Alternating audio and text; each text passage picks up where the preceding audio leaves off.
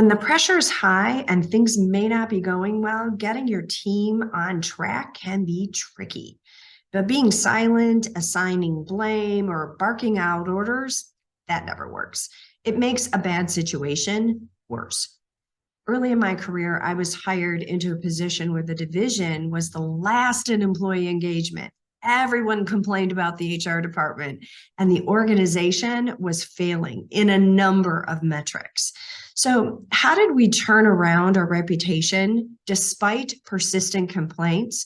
How did we increase employee engagement from last to first in the company in 12 months? And how did we improve metrics overall? Well, these simple but effective steps works wonders. Number one, acknowledge the breakdowns. First, you must acknowledge that there have been breakdowns. Denying or trying to explain away problems only occurs that you're not listening. And as a leader, if there are known issues, you want to acknowledge that you've heard the complaints and that you're doing something about it now.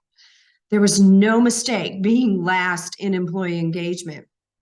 We let others know that we heard them, prioritized their concerns, communicated a plan, and set timelines, and most importantly, followed up consistently on the improvements. Number two, you want to create, clarify, and communicate the goals. So if goals were easy to define, everyone would do it consistently. And the majority of people just do not know how to set goals. They set action items, they might set objectives, they're not setting goals. So if you're turning around your company and your team and need their enrollment, you've got to define the goals and goals that enroll others. Others see something for themselves in those goals. And enrolling others in goals that are descriptive so that others can see it. So if you're last in employee engagement, set a goal to be the best place to work by a defined date. Set monthly and quarterly objectives that move you closer to that goal. And set a metric. And in this case, the employee satisfaction survey, we set a metric to determine when we meet the goal and what that metric is. It's not enough to state the goal once. Communicate the goal and your progress consistently and often. And that said, it brings us to the last point. Number three, acknowledge your team and the progress. As you communicate the goals often, remember to celebrate the small wins. Celebrating successes and acknowledging others shows your team that you're taking a stand to change the status quo.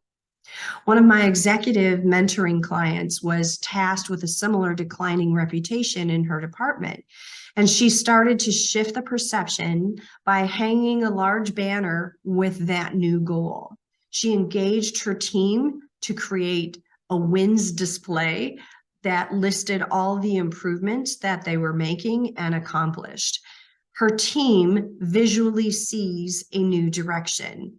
Visitors to her department can see the ongoing progress.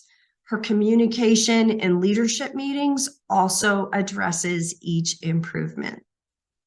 See, while these actions may seem simple, with consistency, they transform the environment and others see the progress. Setting and communicating the goals along with the structure to fulfill on your newly stated future will show that you can powerfully transform any situation. I'm Lisa Minnini. Until next week, create a great life.